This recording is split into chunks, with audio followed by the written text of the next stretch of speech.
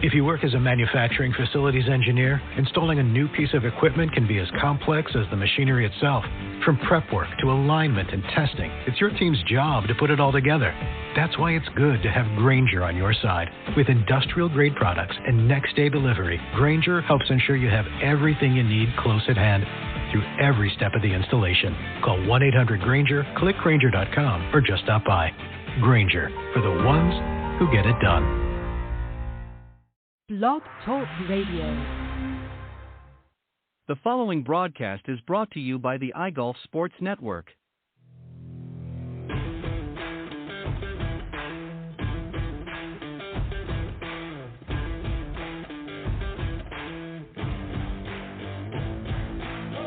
Golf Talk Live is sponsored by the iGolf Sports Network and Golf Tips Magazine. Here's Andrew to tell you more about our sponsors.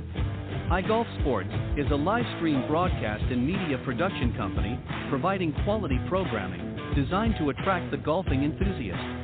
And Golf Tips, the game's most in-depth instruction magazine, including reviews on the latest equipment, tips from top teaching professionals, all designed to help you improve from tee to green. Welcome to Golf Talk Live with your host, Ted Odorico. Join Ted each week as he speaks with some of the best in golf. Sit back, relax, and listen to tonight's show. Let's join our host, Ted Odorico, as he introduces tonight's special guest. All right, good evening, everybody, and once again, welcome to Golf Talk Live. I'm your host, Ted Odorico, and we've got a very interesting show tonight. A couple of program changes. First and foremost, the Coach's Corner panel segment will not be airing tonight as we come into one of our long weekends, the Memorial Weekend coming up. Many of them were not going to be available, so I decided to give them a little bit of a break, and we'll pick up the following week as normal. But we've got an interesting show. Our travel section segment is going to be back tonight. My good friend, co-host Robert Kaufman is going to be joining me, and our special guest tonight, our travel guest, is Scott Resch, who is the founder of Asia Golf Trips. He's going to be joining us, talking about a recent trip that he just did, and actually Robert traveled to as well. We'll tell you more about that. And then I'm excited to welcome back again, and I love having this guy on, Terry Koehler. He is the chairman and director of innovation at Edison Golf. He'll be joining me as my featured guest a little bit later on in the broadcast. But as I said, there's not going to be Coach's Corner panel. The travel segment, we've moved up a little bit. They're going to be joining me in about 20 minutes, and I'll introduce those. But I wanted to take this opportunity, first off, to remind everybody, number one, to remind everybody about the Golf Tips Golf School, which is taking place June 7th to 9th, which is just literally a couple of weeks, I think 2 weeks from tomorrow. And it's going to be taking place up at the beautiful Macklemore Resort up in the foothills of Georgia. It's a beautiful resort, very remote, but it's very, very nice, about 40 minutes outside of Chattanooga and about 2 hours outside of Atlanta. So certainly very accessible, beautiful 18-hole golf course. They've got a second course that I believe is opening up in a little bit later in the season. I'm not sure exactly the dates on that.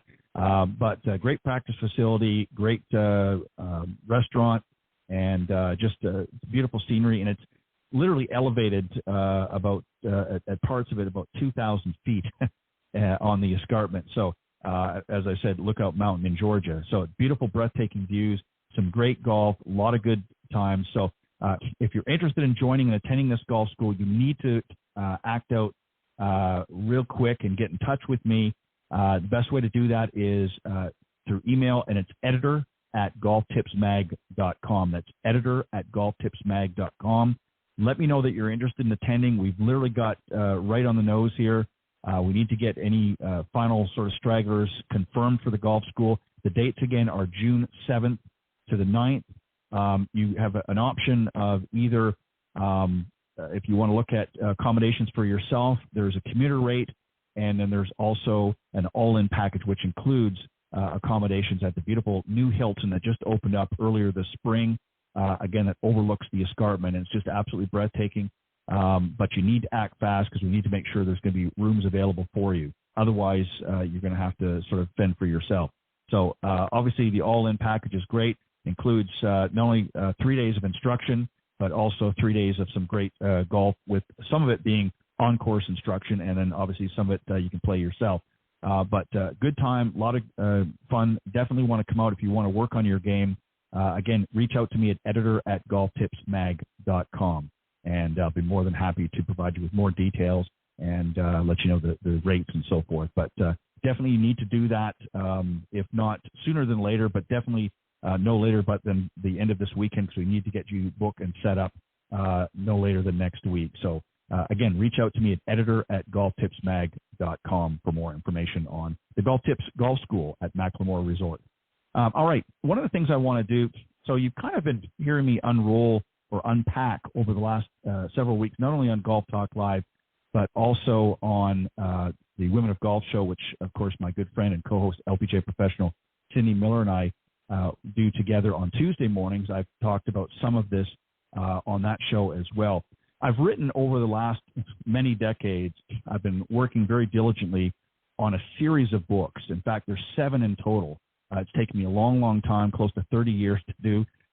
And the reason why I've sort of been doing this is it sort of, I don't like to use the word legacy, but it's something that I want to leave behind. I think these books are going to be very impactful on the golf industry. I think those that purchase the books when they become available will really enjoy the content. And it covers a wide variety of different topics, business golf, learning about some of the basic fundamentals and things like that. So each book is uniquely different, and they're written in such a way that each of the chapters are very consistent and short and concise, right to the point. And I'm going to read some of it tonight. I'm going to actually discuss some of it tonight from one of the books that I talked about a little bit a few weeks ago on the Coach's Corner panel with my good friend. I'm not going to repeat what we talked about. I'm going to continue on from where we left off, but I'm just going to give you a little bit of a highlight of some of the things that we discussed on just a couple of weeks ago. So the book is called Mastering Your Golf Practice Routine, and we began at chapter 1, and it really talks about understanding the importance of practice. And I'm talking about an actual practice session. I'm not talking about warm-up. There's a difference. Warm-up is when you're getting ready to go out and play that day, and you want to kind of just get a feel of what's going on for the day, how you're hitting it, how the club feels, that sort of thing, and how you're overall, are going to perform that particular day in the golf course. And so that's what a warm-up is. But an actual practice routine can be with or without a coach. I mean, obviously, there's going to be moments when, if you're working with a swing coach or a teacher professional, there's going to be moments where you're going to have time with him or her. And then there's going to be times when you go out on your own and you're going to work. And that's what I'm talking about here when I say mastering your practice routine. So the first section that we had talked about from chapter 1 was really sort of the types of golf practice. We talked about structured practice and unstructured practice, as well as competitive practice. So there's really 3 different types of practice. Structured is obviously a little bit more dialed in on specifics.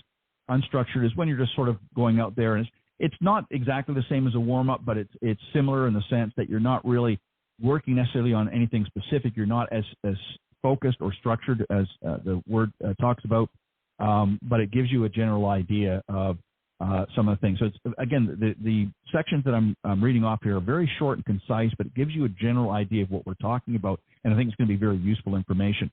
Competitive practice, obviously, we're talking about things that getting ready to simulate what you might be faced with out on the golf course. So you're going to simulate on the practice tee, of course, your tournament play, what the course is going to be like, and what types of shots you might be faced with when you're out there. And that's a good thing to do to work on competitive practice. So you feel the pressures, and we can go into that at another point. But Clint and I think, talked quite a bit.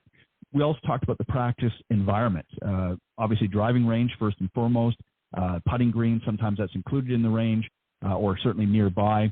And then also on course, the golf course practice. And that's, again, something that you're probably going to do typically not in peak hours, because obviously it's going to be a little bit too busy.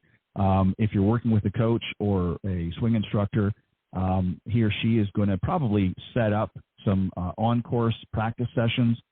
You definitely want to make sure that happens, because that gives you an opportunity to maybe drop down a couple of balls in various different lies that you may be faced with, and he or she is going to sort of walk you through some of the things that you need to look at and consider before you execute those shots. So golf course is definitely a one of the things that you need to get out and practice on before you actually go out and play around. Effective practice habits was another one. Setting practice goals was another one that we talked about. Maintaining focus during your practice. You'd be surprised. Too often, as we've said many, many times on the Coach's Corner segment, we've talked about seeing a lot of folks out there just sort of raking and hitting balls and not really paying attention to what they're doing.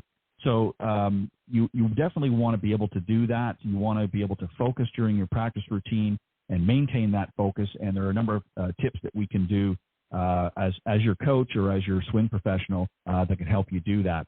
The other thing that we talked about as well, Clint and I, was evaluating practice performance. So again, this is maybe where you're going to, you can certainly do it yourself, but it always, I think, is much better if you've got a professional with you that's trained to look for specific things, and they can give you an honest and sort of an outside, out of body, if you will,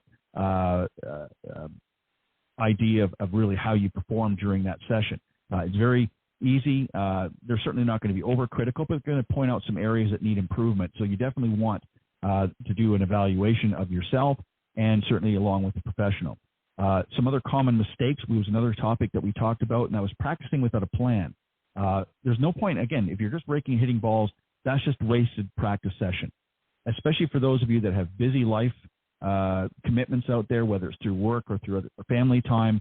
You don't have a lot of time for practice, and when you do, you need to make sure that you're practicing with a purpose. So you want to make sure that you set a good plan, and there's no better way to do that than to work with your coach and say, let's put together a practice plan that I get excited about, that's going to be fun, and that's going to, allow me to have a good time when I'm out there and not feel like it's a chore or something that I'm not going to be, benefiting from. So that's something they can help you do it.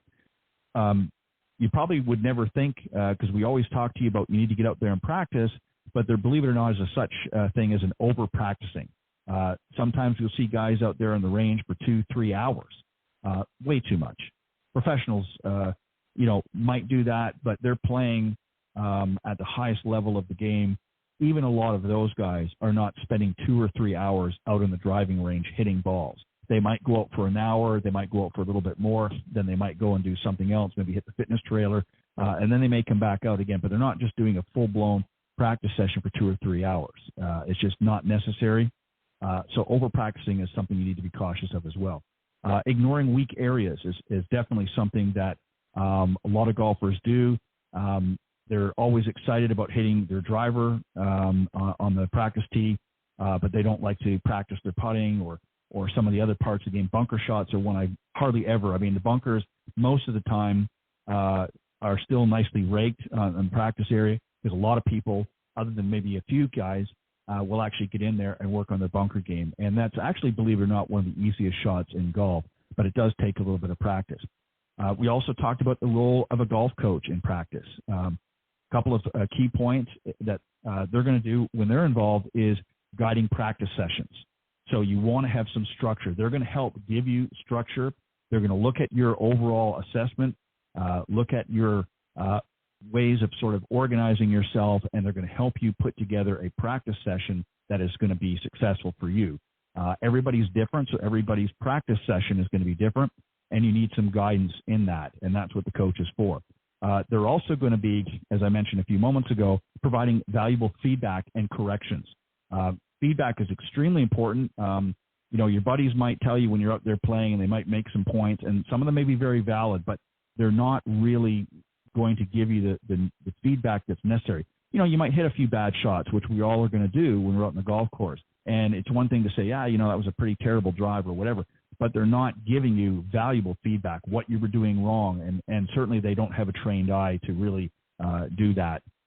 Also corrections. They're going to give you steps and points that they can give you, and I'm talking about the coach now, that are going to help you stay more focused and correct some of the mistakes that you might be making. The other thing is motivating and encouraging improvement. That's something that a golf coach is going to do with you as well, is they're going to motivate you and encourage you to improve so that when you do go out in those practice sessions and you've got a good game plan and you're practicing with a purpose, they're going to motivate you and get you excited about wanting to go out and do that. Because let's be honest, practice, if you're out there for an hour, especially here in the Southeast, it gets a little steamy in the summer. Sometimes you don't want to be out that long. So, again, that's where a game plan, a practice plan, if you will, with your coach can be a valuable tool, and especially when you have limited time to get out there each week. Sometimes you may not even be able to get out there each week. And if you're taking lessons, make sure that you have your lessons spread out enough, maybe every other week. Don't do them every week unless you have a lot of time that you can commit to it, because you need time to work on the things that he or she has given you the week before. So I always like to encourage my students, to come out 1 week and then skip a week, and then we pick up the following week. So that way they've got a week to maybe get out and play a round or two, but they've also had some time to do a practice session and work on some of the things that we worked on the previous week. And if they need extra time, they can always reach out to me and say, hey, I'd like to take an extra week to work on some of these things before we tee it up again in a practice session. And I'm okay with that, as long as they're going to do the work. What I hate, and most instructors will probably tell you, is one of the biggest pet peeves that we have is going through these work sessions, these practice sessions with you on the lesson tee, only to find out on your time off, you're not working on any of these things. You're not focusing on the drills or what have you that we've given you. And now all of a sudden you come back for your next session and we've got to repeat or go over a lot of these things again because you've forgotten, or you're just not, maybe you weren't paying as much attention as you thought you were, or you've forgotten a lot of things. And it's aggravating. I'm being completely honest. It's aggravating to your instructor because now they've got to spend the next 15 or 20 minutes going over the stuff that you were taught the previous lesson. And it's okay to have a review for a few moments, but if you've got to spend most of this session going over what you were working on last section, it doesn't give them a lot of time to move the ball forward, figuratively speaking. So this brings me to where we left off, Clint and I, a few weeks ago on the Coach's Corner panel, when we talked about this. And as I mentioned, this is coming from a book that is not released yet. It's going to be released shortly. I will definitely keep everybody posted. It's called Mastering Your Golf Practice Routine. And it really, there's 20 chapters in it. Again, each chapter is a few pages long, but it gets directly to the point. This section is still in chapter 1, and it really talks about introduction. This section of it is Introduction to Golf Practice Routines and the importance of a routine. So, besides enough, establishing a routine is definitely a fundamental aspect of success in golf practice. The routine provides structure and consistency, which are both key for developing and maintaining skills. So routines help golfers manage their time effectively and ensure that all areas of the game are addressed, and create a sense of normalcy that can be comforting in a sport, especially as golf has a lot of variables that can happen.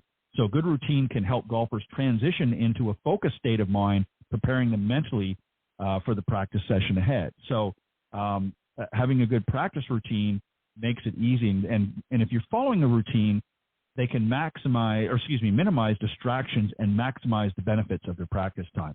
So definitely you want to have a practice routine. So what are some of the components of a good practice routine?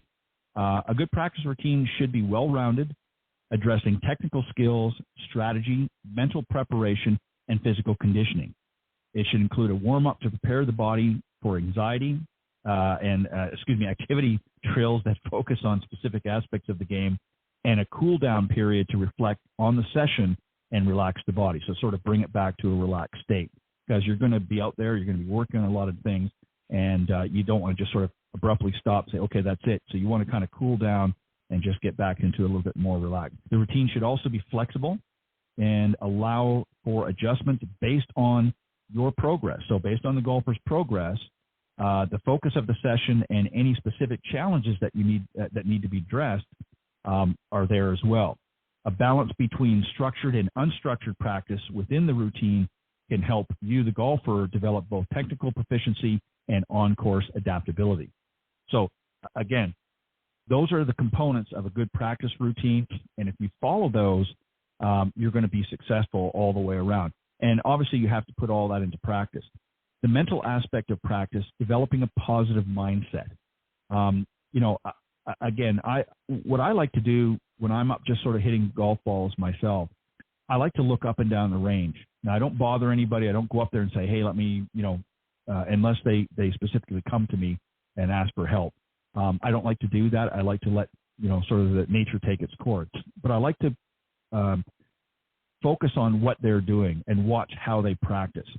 And one of the things that I see, which is very interesting, and we all have hit some bad shots, even on the range when we have perfect lies and we duff a shot or we, the big old slice comes out easy from a mental standpoint to allow negative thoughts to creep into our mind. So the mental aspect of practice is just as important as the physical, and developing a positive mindset is crucial for effective practice and improvement. A positive mindset allows you, the golfer, to approach practice with enthusiasm and confidence, which ultimately can lead to more productive sessions and a greater enjoyment of the game. So if you're not enjoying the game, it's probably because you're not developing a positive mindset. You're hitting a bad shot and you're thumping the club in the ground and you're just overall not having a good time. So golfers can cultivate a positive mindset by setting realistic expectations. That's the key. Make sure whatever you do when you're going out there, you know you better than anybody else. And certainly if you're working with a pro, they're going to help you. You want to make sure that you focus on the process rather than the outcome. So focus on the key. That's the time to work on your fundamentals. That's the time to make sure your grip is sound, make sure your stance is okay, make sure the swing is free and flowing, make sure you're in good balance, very athletic.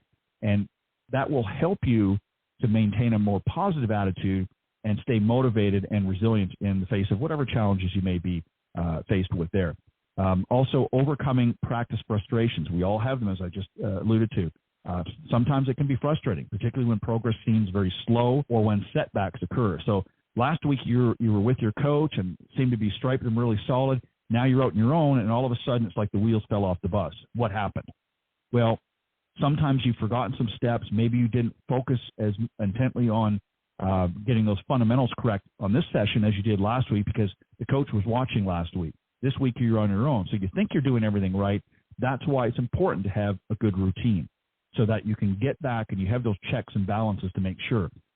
Golfers can manage and practice frustrations by maintaining a long-term perspective, practicing mindfulness and patience, and using frustration as a signal to take a break or seek help.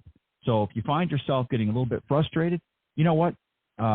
Set the club down, put it back in the bag.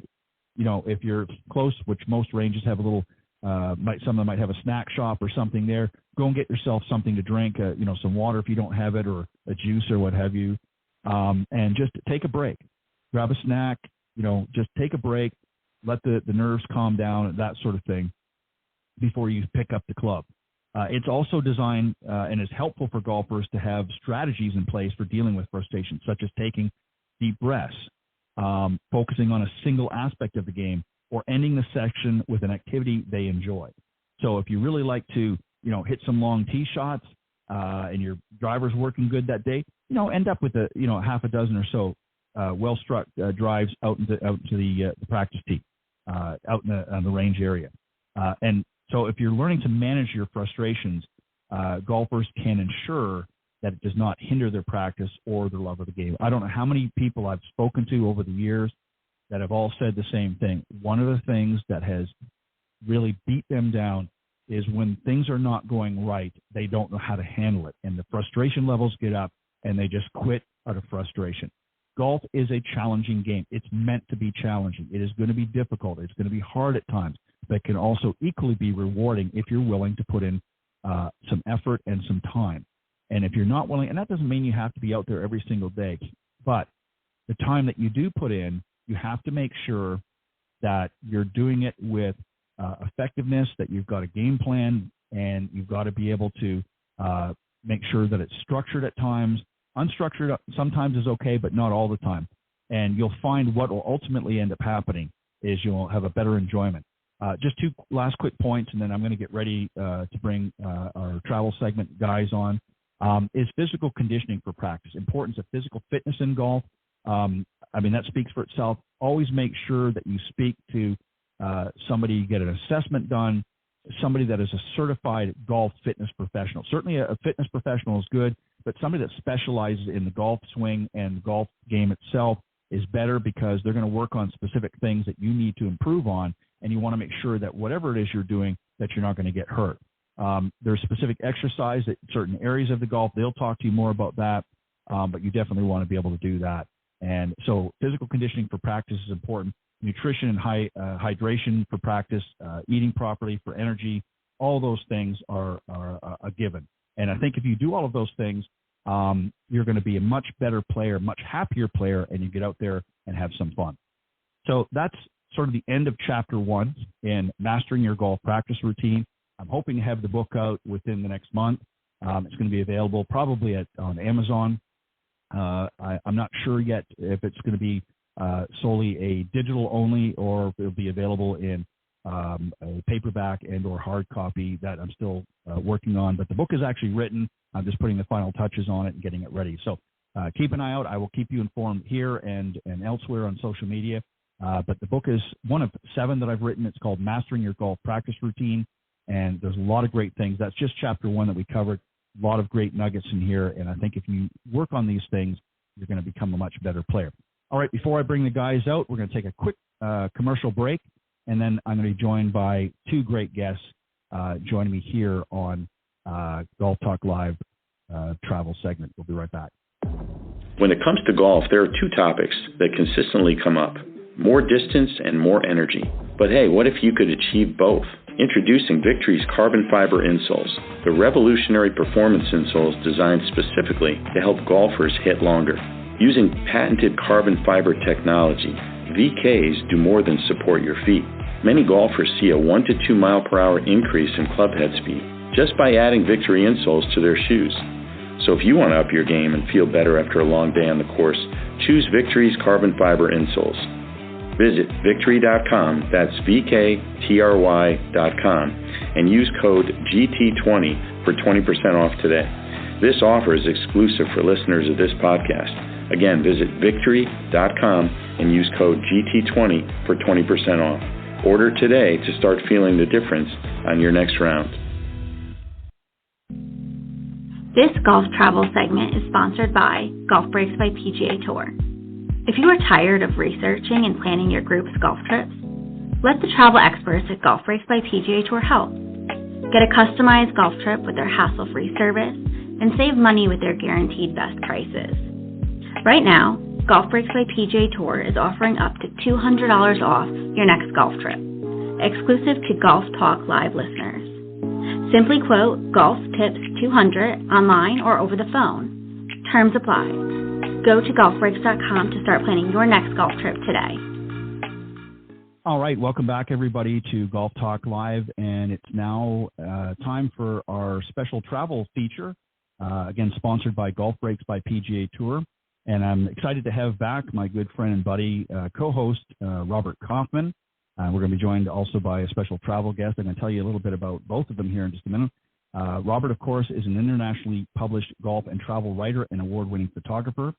He's traveled throughout the world in addition to all 50 states and has played golf in over 26 countries.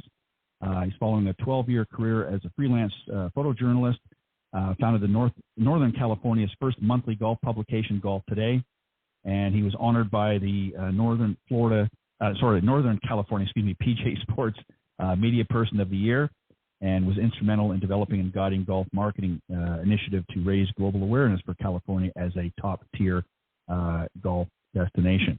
Joining him tonight is Scott Resch, who is the founder of Asia Golf Trips, and it was founded in 2023 by Scott Resch, and he's from Seattle with a passion for golf and travel and an unmatched understanding of golf in Asia.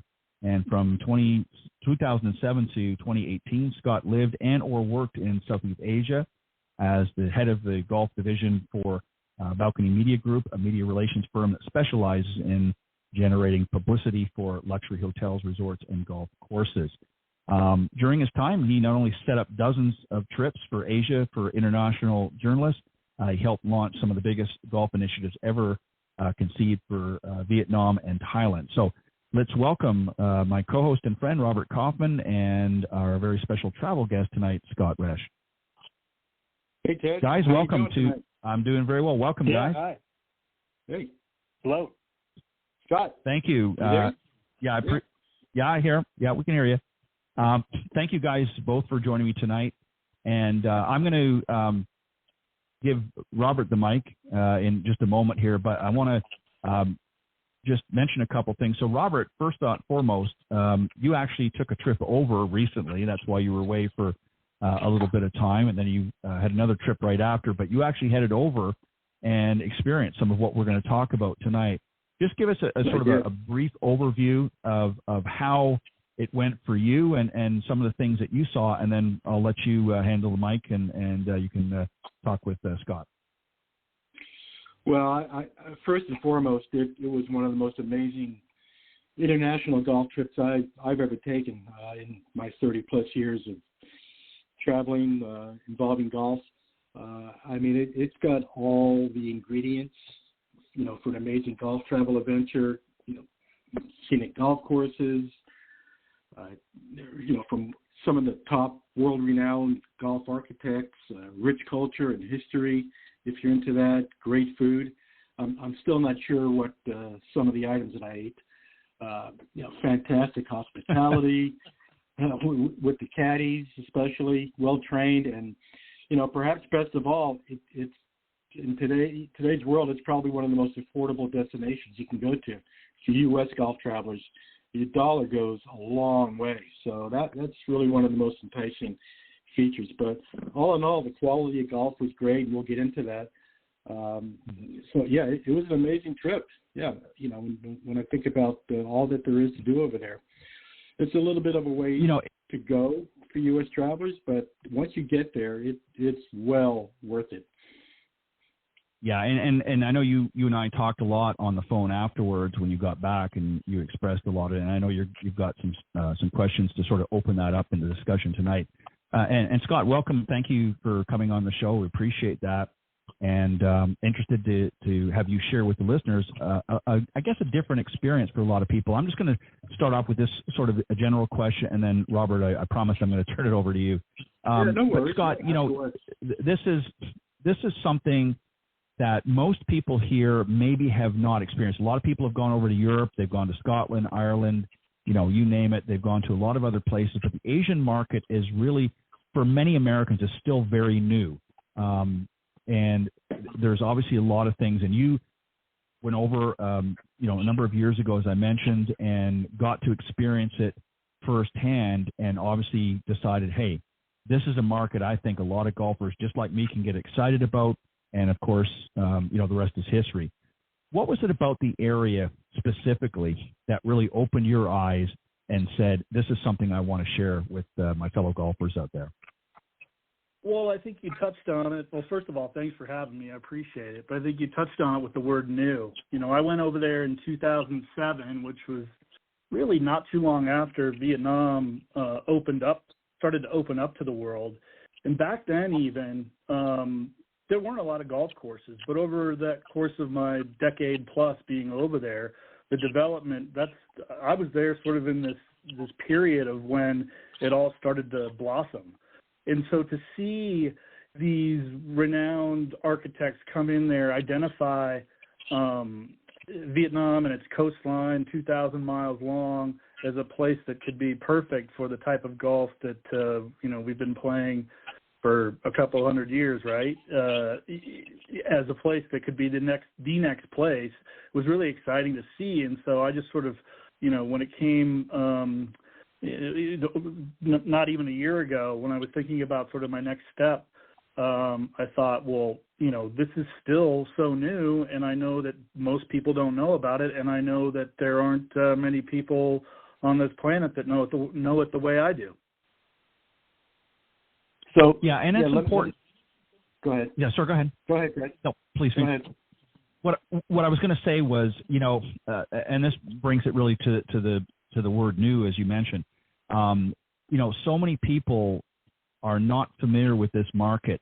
There's a lot of Asian players that are obviously coming over here in the United States. We see it a lot on the LPGA and even some on the PGA Tour that have grappled to golf. A lot of these areas like Vietnam and South Korea and China, a lot of great Asian players are coming over. So golf is really booming. Vietnam is another area that's, again, started off, slow as many of them do, but has really started to take off. So that was why I thought it would be great to have you on the travel segment, because there is such a new market there, potential for people who are looking for something different, a different experience. And I know you and Robert are going to get into a little bit more of that. So I'm going to turn off my mic, and I'm going to let Robert pick up from here and talk to you a little bit more about some of the exciting opportunities that there is in your trips. So go ahead, Robert. Yeah, thanks, Scott. Yeah, so or Ted, I'm sorry, Scott, we're talking to. Okay, so yeah, Scott,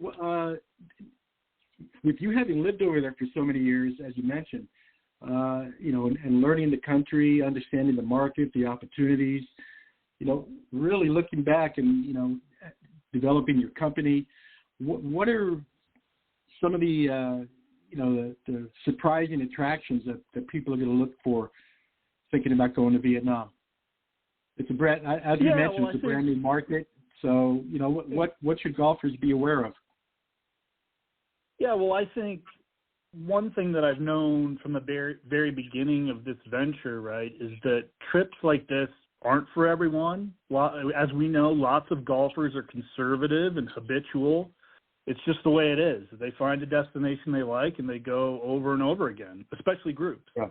Right. But if you're the type that appreciates great golf plus, which is a term I like, as in you also value amazing accommodations and incredible food and getting to know a little bit about different culture and place, then this is right up your alley, right? So, yes, you're going to play great golf courses that will blow your mind, but you're also going to have a life experience you'll never forget and have it in comfort and style, I should mention, because my trips are focused on that luxury aspect as well. If you're going to go that far, you might as well stay somewhere nice and take it in style. And that also plays into the fact that in that decade plus that I worked over there, most of my clients were 5-star hotels. So they all, if you're going to play a great golf course, everything sort of, in my opinion, needs to be seamless. So having that combination of things at that level, I think is important. And then what's more, you're undoubtedly going to be taken by the beauty and differences of a place that maybe you've only ever associated with war. I mean, let's be honest. You're gonna have a caddy you mentioned it a minute ago. You're gonna have a caddy at every course you play, and that caddy is gonna be female, gonna be friendly, and really know her stuff, well trained, like you said. So that's a big and enjoyable part of this experience as well, as I'm sure you can attest. Well, yeah, I can attest to that. One of the better experiences I had with the caddy over there at one of the courses was. And we'll touch on the ones that we played over at the Faldo course, Lang. Yeah. I mean, it was so hot, as you know. We all had to deal with the heat a little bit. We were kind of at the tail end of the golf season over there. Having said that, the caddies there are so accommodating, so hospitable. They look out after you. They carry your clubs. And this particular caddy, constantly was changing the cool towel around my neck. He'd even put a towel over my head, under my hat to keep my head cool. So, those little things really do help the experience and help you enjoy it. Yeah. So, yeah, you can't beat it. I don't think I ever found a caddy in Ireland that was willing to do that. No. And it's one of the things that one of my first customers, going back to the January trip, mentioned post-trip, was how much he's a pilot who's traveled all around the world and just a golf fanatic, and that was the first thing he pointed to was just how friendly the caddies were. He didn't expect that experience to be as fantastic as it was, and he really appreciated it. Yeah, and the $20 tip is well worth it, correct? Yeah, that's right. Yeah, the caddies are mandatory over there, but it's built into the greens fee. Which is part of the overall price of my trip, so built in. But yeah, the tip, the post-round tip, is on the order of $20, and it's yeah, I know. I still shake my head at that every time I hand over that $20. I know you feel a little ashamed for just having to pay that little, but that's what they like, and that's what they know, and they love it. Yeah. Yeah. So let's get into the golf a little bit. Right now, how many courses roughly in Vietnam right now? Yeah. So I do know as of a couple of years ago, there were about 80 in operation, maybe 90, somewhere in there. And that number probably hasn't changed much given the impact COVID had on development just about everywhere, really. But most of these courses have been built, like I said, in the last 10 to 15 years, in the time I was living and working over there. So you have so many of those 80 courses are new. And then, as far as, obviously there are ones that are better than others. And, at the top of my list would probably be the ones that you already mentioned, Laguna Langko, which is the Nick Faldo course up along the central coast, just north of another coastal course called Hoyana Shores. And then there's a few, BRG Group is the name of the company, has developed a lot of the courses up there, including Norman course at Da Nang Golf Resort, which was also along that coastline there in the middle, which you played, and then the Nicholas course up at Kings Island, up north near the capital of Hanoi. Hoyana, Laguna, and the Norman course at Da Nang are all incredible link-style courses by the sea, while the Nicholas course at Kings Island is a Parkland-style course that is on one of the most peaceful and bucolic pieces of land in Vietnam. It's just so quiet and lush out there. And then I have to adding to the experience there up at Kings Island, which actually has 3 courses. It's been around for a while up there, that property, is the fact you have to take a short speedboat ride across the reservoir to get to the property. So that's a fun and distinct way to get the golf experience started out there. Yeah, that was great. Just park your car and hop on a boat and right to the clubhouse. Yeah. Great. Okay, so let me get the architects that have come over there. I mean, we're talking about Nicholas, Faldo, Norman. You already mentioned. Some of the other big names in today's golf course architecture have come over there. What is it that they're seeing over there to start developing the courses? Yeah, so like I said, Norman and Nicholas have designs in Vietnam. There's another fantastic Norman track actually down south called the Bluffs Ho Tram near Ho Chi Minh City, which is where we started our trip. Ho Chi Minh also goes by Saigon. People still call it that. And several more Nicholas courses throughout the country, including one I just saw pictures of yesterday that's under construction and scheduled to open this September called Golden Sands, which is going to be just north of Laguna Langko, Robert. So just a few miles up the road from there is going to be another great course on a similar piece of property. It looks like it's going to be awesome. But Norman and Nicholas aren't the only ones who have made an imprint up there. Robert Trent Jones Jr., like I said, he did Hoyana Shores, and Faldo did Laguna Langko, and those are two award-winning courses that I think you'll agree are as good as any link-style layout you'll find anywhere. No, absolutely. No, I do agree. I mean, like you mentioned earlier in the program, there's tons of coastline there in Vietnam, so there's plenty of sand to work with, and the link-style golf is really a treat for golfers going over there. The ones that stand playing here in the U.S. or those maybe that have gone to Scotland or Ireland, places like that, they're comparable. They really are. Yeah, so it's interesting. When I first went there, before I moved over there in 2007, I'd done a trip there in 2006, and that's sort of what led to my hiring and moving over there. But that piece of coastline in the Central Coast, which has sort of become a really popular tourist destination within Vietnam, for Vietnamese and international tourists alike, that stretch between the airport to the hotel that we stayed at was in 2006 nothing but dunes. And if you can remember from a couple months ago, what was that, last month we were there, that now is just hotel after hotel, golf course after golf course. That clearly the developers saw that this was a place that was just perfect for that kind of thing. And that's going back to the days of during wartime it was referred to as China Beach. you'll recall. Mm-hmm. So that whole area there where, it was a popular R&R spot for, American military is now one of the great destinations in Southeast Asia. Yeah. Well, I could tell, when we came off that Norman course, we played that early morning round, and then when we came off 18, there must have been, about close to 200 golfers waiting to go out. Yeah, they had a tournament going off just as we were finishing. They had that shotgun tournament going off, and they had it televised too. Yeah, they're crazy there for golf, all on the local front. So I guess now, they're just trying to boost the tourism and get international golfers coming over and understanding what the scene is like over there and how good it is.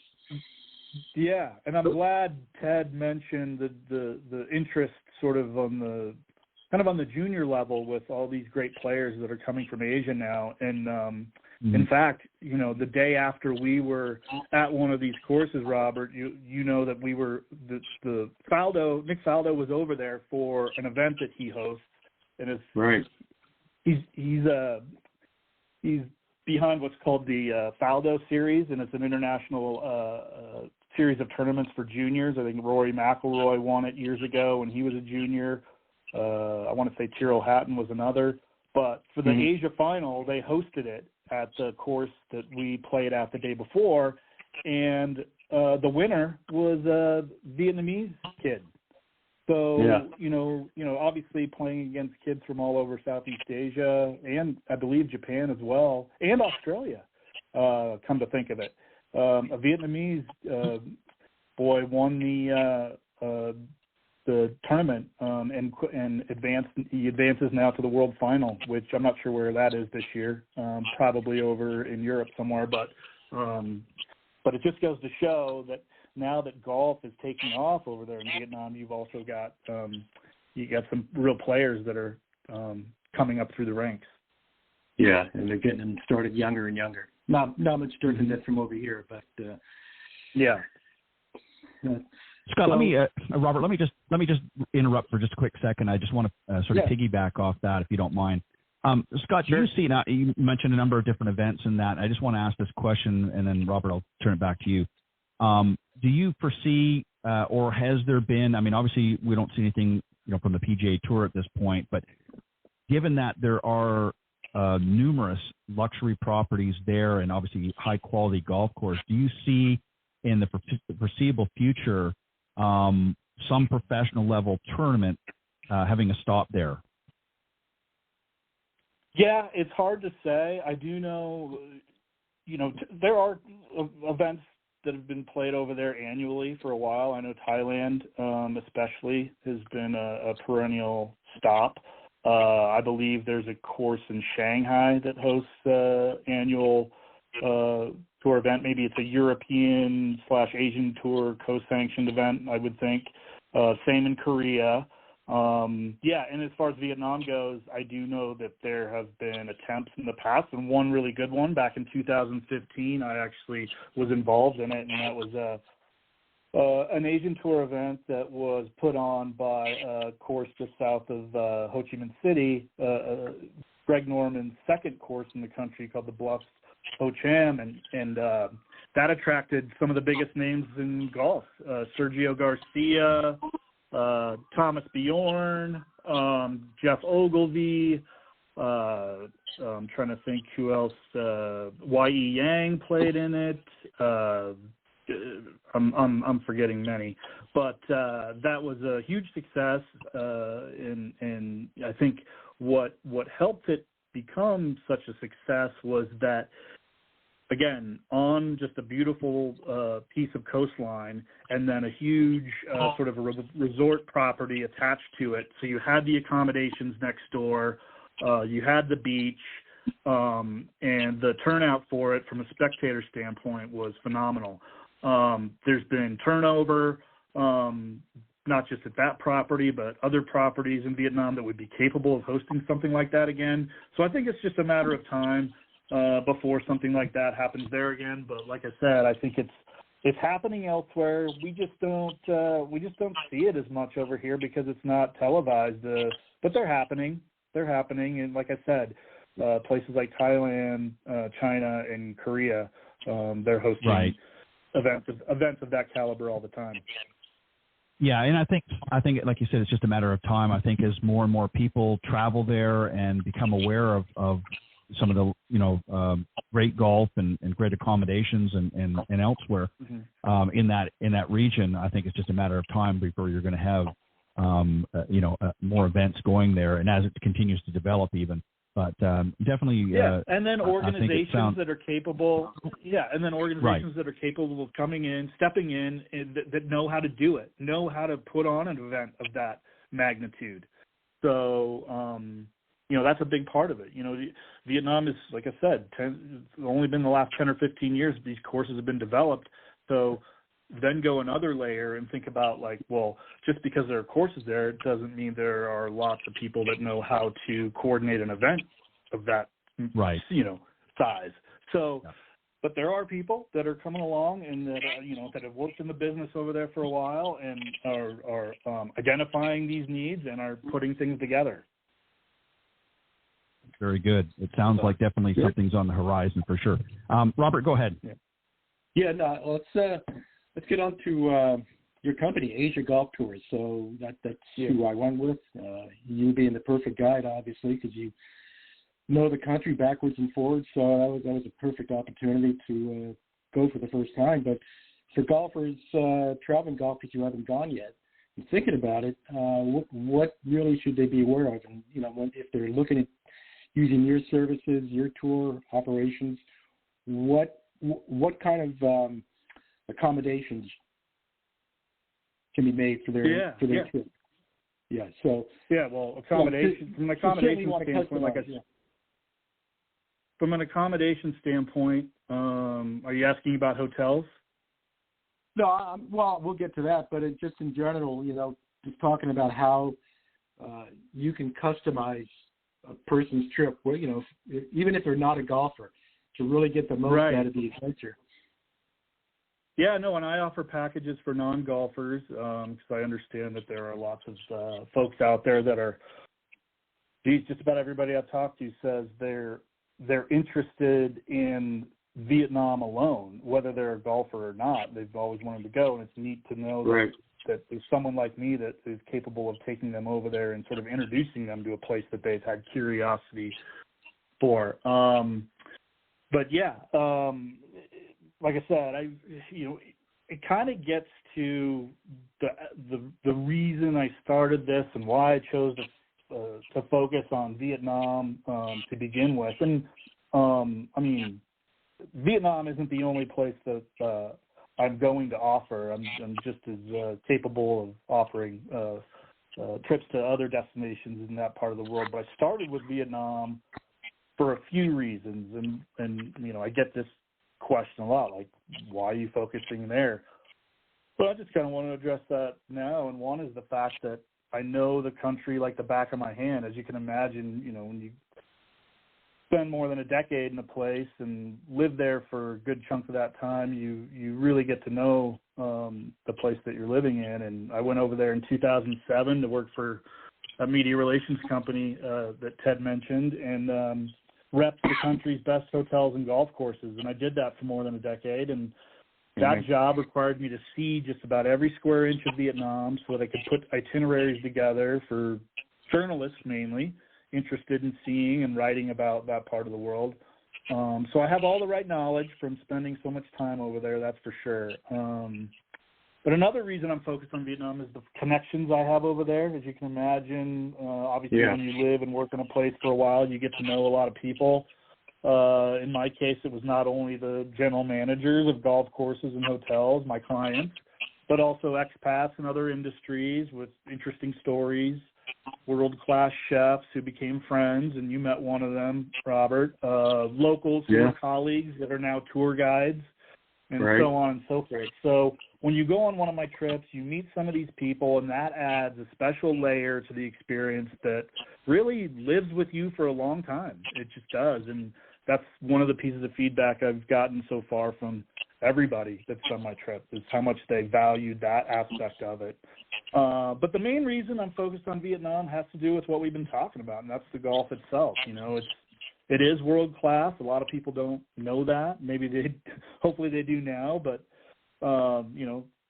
like we said, some of the world's most renowned designers are working over there, designing courses over there. They've got, and they've, for the most part, designed them on the country's spectacular dunesy coastline, which, like I said, stretches 2,000 miles from top to bottom. So you've got these great link-style courses on the water that are reminiscent of what you see in places like Scotland and Bandon.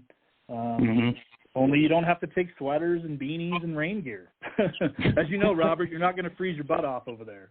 Not at all. No, just be sure you carry an umbrella. That was an important piece of equipment to have in the bag. Absolutely. Yeah. So, well, for anyone looking ahead to possible international travel in 25, what do you have lined up? Yeah. So I've got 4 trips on the schedule for next winter, which is the best time of year to go from a weather standpoint as a whole, as in from top to bottom. Vietnam is a very long country from north to south. It's kind of the equivalent of Seattle to LA. So you can imagine there's some different weather patterns from the north to the south. There are other times of year you can go to Vietnam to play golf, but only in winter. I'm talking like Christmas to the end of April, which is when you went. That's like the tail end. It starts to get pretty warm.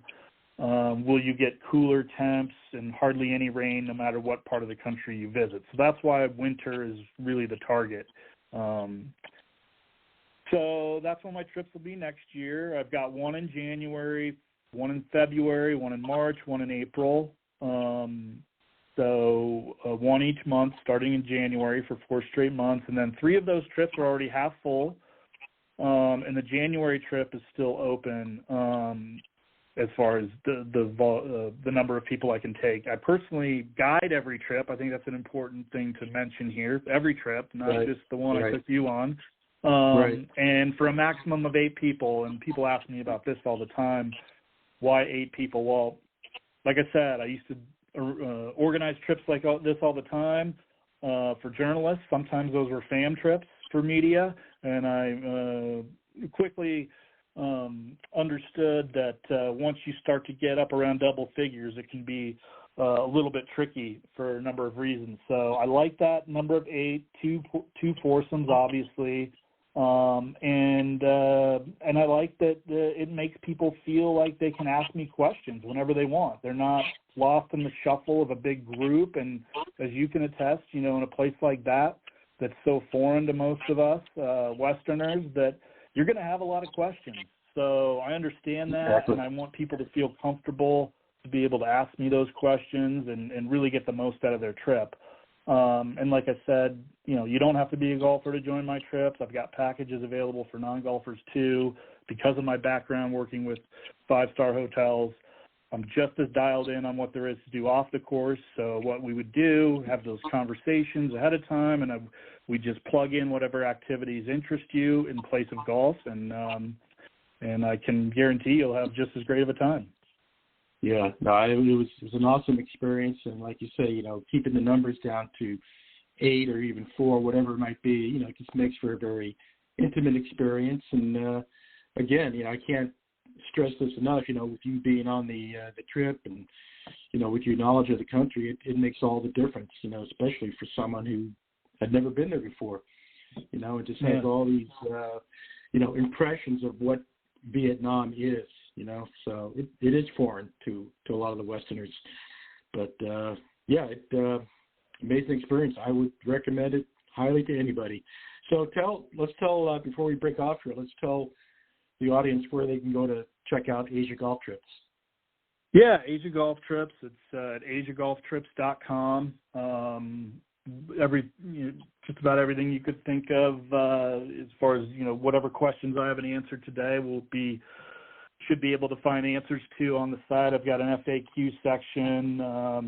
All the itineraries are available for this winter's upcoming trips via booking pages that can be found on the homepage of asiagolftrips.com. So if you scroll about halfway down, you'll see links to each of the 4 trips that you can click on that will take you to that booking page that will tell you more about the trip.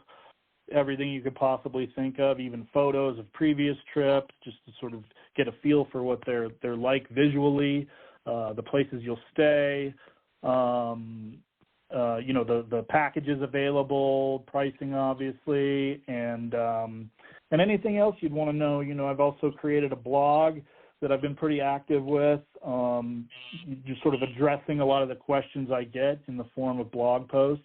So, there's just a lot of information there, and there's also the opportunity to sign up for my monthly newsletter that I've been sending out these last few months that usually goes out around the first of the month. So, I hope that everyone listening goes on to AsiaGolfTrips.com and has a click around. And, if there are any questions that you have that you don't feel like are answered on that site, you can always contact me too, and my contact info is all over the site. Yeah, awesome. Well, great. Well, listen, perfect. It's great having you on again, especially after having experienced it firsthand. So I can't recommend it highly enough. So, Ted, you got any final words you want to toss out?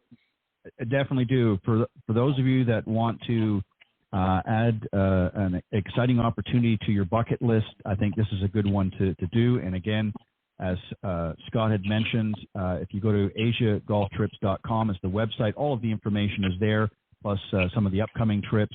But you want to start booking now. You want to get it locked in before they all get booked out. As Scott said, there are still some spots available in January, but you want to make sure it's a great opportunity to get over there and have a new experience that maybe you hadn't done before. And it sounds, from what Robert said, a lot of fun over there as well, and definitely an opportunity to experience something new and interesting. So again, go to AsiaGolfTrips.com and you can see all the stuff that you need to see, and you can reach out through social media or through his contact information.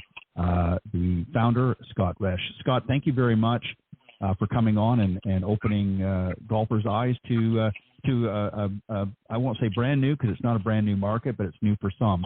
And I want to wish you much continued success, and we'll do our part to try to help spread the word as well. And Robert, is always my friend, thank you for coming on and helping to co-host another successful travel segment. Absolutely. You guys both have a great Memorial. Good to be. Yeah, have a great Memorial weekend, you guys. All right. Thanks, guys. Scott. All right. Thanks, guys. All right, that was travel editor Robert Kaufman and my co-host, and Scott Resch, founder of Asia Golf Trips, joining me on a special travel segment. We're going to take a fast break, and then I'm going to be joined by my very special guest this evening, Terry Koehler. We'll be right back. The following ad is sponsored by Golf Tips Magazine. Are you tired of being short off the tee? And what about those 3 putts? Forget about it. It's time you got serious about your game. Golf Tips, the most in-depth magazine in the industry. For over 30 years, Golf Tips has delivered expert content such as the latest golf instruction from America's top pros, simple to follow practice and game improvement drills, fitness and mental game tips, equipment, training aids, accessory and apparel reviews, golf destinations and travel tips for every budget, and so much more. Don't miss a single issue. Go to golftipsmag.com and subscribe today. All right, thank you everybody, and welcome back to Golf Talk Live. I'm your host, Ted Odorico, and we've got a great show, very interesting, a little bit different than normal. The Coach's Corner panel, as I mentioned, was on a break in lieu of the Memorial Weekend coming up, so they're all getting ready for a successful weekend of family fun and all kinds of good things. And we just wrapped up our travel segment. And again, if you want more information, you can reach out to Scott Resch at AsiaGolfTrips.com to get more information if you're interested in going on some of his overseas trips. All right, I'm excited to welcome back this gentleman's. This is his 3rd time back now, so I must be doing something right. My very special guest this evening, Terry Koehler, the chairman and director of innovation at Edison Golf. He's here to share his expertise and help out some recreational golfers. He spent over 30 years designing wedges and irons for recreational golfers as well as tour professionals. His patented Koehler sole combines high and low bounce into each wedge, making them versatile from any kind of lie and any swing path.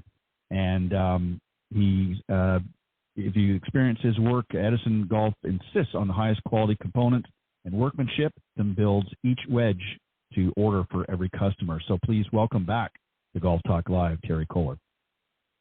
Terry, welcome back. Hey, it's good to be back with you all. Always enjoy talking about wedges and the short game and anything I do to help people get it in the hole quicker.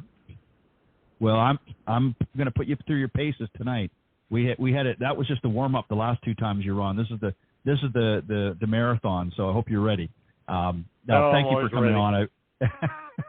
I know you are. So let me start with this obvious question, and we'll talk obviously, about Edison and that as well. But I want to get your thought on some questions here about wedge play in general. I'm going to give you some specifics, but most golfers, I think, really struggle hitting their wedges. Do you think, based on your experience, is it typically either or both in many cases? Is it a problem initially with their setup, or is it the actual execution of the shot? Do people just not understand how to hit their wedges? What causes a lot of scuff and whatever wedge shots, do you think? Well, that's a really great question, and it's a big one. And I write every week. I write a blog as the wedge guy at golfwrx.com, and one of my most responded to articles was one I wrote a couple of years ago called "Why Wedge Mastery is So Elusive." And if you look at the tour players and you look at these magical short games they exhibit around the greens, understand these guys spend about half of their practice time on their wedges because wedges by design are difficult. And that's because you've got a lot of loft. You've got 50, 55, 60 degrees of loft. So as opposed to, say, a 7-iron or a driver, every impact with a wedge is somewhat of a glancing blow because of all this loft. So wedge play in general is more demanding of you to control your swing and the angle of attack of the golf ball so that you get a clean strike on the ball. I think what I see, and then we get into the equipment side of that equation later, which most golfers are carrying the wrong wedges. Another big topic we'll get into. But to your question about setup versus technique, I think one begets the other. I've always been a big believer that the easiest fundamental to learn in golf is how to hold the club properly. And you can look at overlap grips, interlocking grips, which have become real popular the last 30 years or so with Tiger's emergence. Prior to that, there was a handful of golfers used to interlock grip. But you have to have a proper hold on the golf club in order for the club to release properly through impact, whether it's release on the chip shot or release on the driver, everything in between. And I see so many golfers struggling with just a very unsound grip. And there's no physical skills required to learn how to hold a golf club. But people, I think they disregard or fail to give enough credence to the fact that a proper hold on the golf club is critical to that club being able to move through impact properly. The other thing to the point of the setup is you see golfers, they get the ball too far forward, and that requires them to then kind of cast the club head at the ball because the ball is too far forward in their stance or too close to them, too far away from them. And again, it takes no physical skills whatsoever to learn how to hold a club properly and how to set up properly, how to stand properly, how to align your body properly. These are non-physical movements. Nothing's moving yet. You're just learning how to stand up. And I think if you look at baseball infielders, and I'm always amazed at what these guys can do, but if you look at every shortstop in the league in Major League Baseball, when the pitcher is going into his windup, they almost all look identical in their setup to get ready to move to that ball, be ready to move. If you look at golfers on the PGA Tour, the LPGA Tour, if you disregard the height differences, they all almost look identical in the way they set up to the golf ball. There's very little individuality there. And that's because that starting position is so critical to the execution of a golf swing. So, I think a lot of golfers just don't give enough attention to the precision required to, when you set up to that wedge shot, make sure the ball is in the right position, distance from you and front to back. Then once you have that mastered, Go ahead. I'm sorry. No, please go ahead. Finish your thought. So that's before the action starts. You just have to practice and deliberately practice gripping the golf club properly and getting yourself in the right position to execute a good golf swing, whether it's a 90-yard wedge shot or a 90-foot wedge shot or a 30-foot wedge shot. There is a proper place to have your body set up that's going to allow you to execute that shot properly. You know, it's interesting, and you're exactly right. You know, I think people don't realize, you know, your hands are the only contact you have with the golf club. It doesn't touch any other part of your body. And if your grip is not correct, then it's very difficult. I mean, you can swing all you want, but you know, if the hands are opposing one another in such a way that they're working against one another, which we often see where they'll have maybe a strong left hand, for right-handed golfers I'm talking about, maybe a very strong right hand and then a very weak, left hand and then a very weak right hand. They're sort of working against one another, and you know it's very difficult to make good contact. You said something else too, which was kind of interesting, and I wanted you maybe just to touch on that. And I know we're not trying to give a golf lesson here on air, but I think it's important because the wedge play is different than the rest of the clubs in the bag, and you know sort of eloquated that very, very good. But where typically, for, let's say, full wedge shots, where typically should we be playing the ball? Because a lot of people, like you suggest, tend to play it very far forward. They've been told, well, you know, play it all in the same position, but that's not correct. Why and where should it be played? Well, I'm a big believer in I want to first address that term, a full wedge shot. So I've always been a big believer that you never hit a wedge shot as hard as you hit an 8-iron. So a full 8-iron swing is a harder swing, a full gap wedge. And because, again, go back to this, that the wedge shot's going to be a glancing blow at the ball, so it's going to require more precision at impact, that the shaft lean is right and everything else. And I think what you'll see is that if you'll swing your wedges, what you consider a full wedge swing is 80-85% the speed of what you consider a full 8-iron. If you can process that, then you get to be much more deliberate, because in the world of scoring, you know, when you get an inside 9-iron range, you get a wedge in your hand, it's time to take it to the golf course. Whether you're trying to break 100 or whether you're trying to break par, win a PGA event, you need to take it to the golf course when you get those short clubs in your hand, and that's the precision part of the game. And the wedge play by nature requires you to be more precise in the strike. So the first thing is slow down. The second fundamental, I say, is lighten up. People hold the golf club too tight in general, in my observation. And I'm gonna drift off a little bit to the side thing. I take great offense, and I think it's done more disservice to more golfers that we call it playing golf right-handed or left-handed, because that implies if you're standing behind the ball looking down the target line, if you're going to stand on the left side of the ball, what we call right-handed, that's a left-sided golf swing. The lead side has to be in dominant control of the swing, whether it's a 30-foot chip shot or whether it's a drive. If you look at the target line from behind the ball and you're going to stand over on the right side of the ball, like Phil Mickelson, then it is a right-sided game, not left-handed. It's right-sided. And you have to learn that the golf swing is a pulling motion with your lead side. The side of your body closest to the target is the side of the body that has to control the golf swing, and that's from the legs, from the rotation of the turn, the shoulders, and that lead arm and hand have got to get to the ball before the club head does. And this idea of right-handed, left-handed, I mean, if I could wave my magic wand and make everybody forget, I would make them forget they ever heard the term right-handed and left-handed. Because if you say, well, I play golf right-handed, then subconsciously I'm going to take the club in my right hand and I'm going to guide the club head to the ball. It never works. And I show people this all the time, particularly beginners, going, you have to embrace that you are not good enough to control the club head to the ball with your master hand from 35, 40 inches away. So you're just not good enough to do that.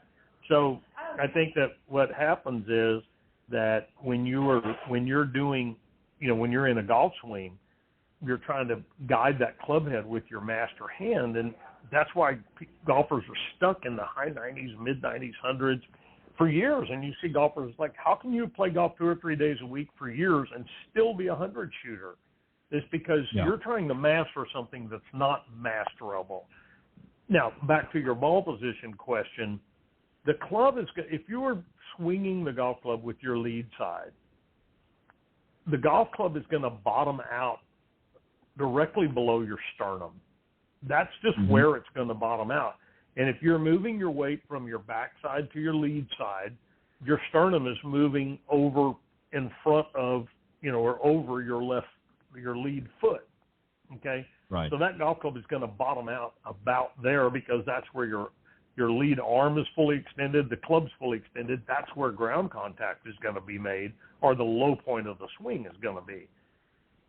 For a good wedge play, you want to play the ball a little further back than that because your body turn rotation is not as aggressive with a wedge swing as it is with a 7-iron or a 3-wood or a driver.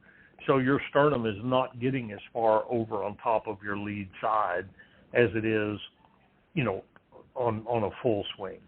So that's where the back ball position, because your swing is going to bottom out a little further back with the shorter swing you make because your sternum isn't rotating as aggressively. Does that make sense? It makes perfect sense. No, exactly.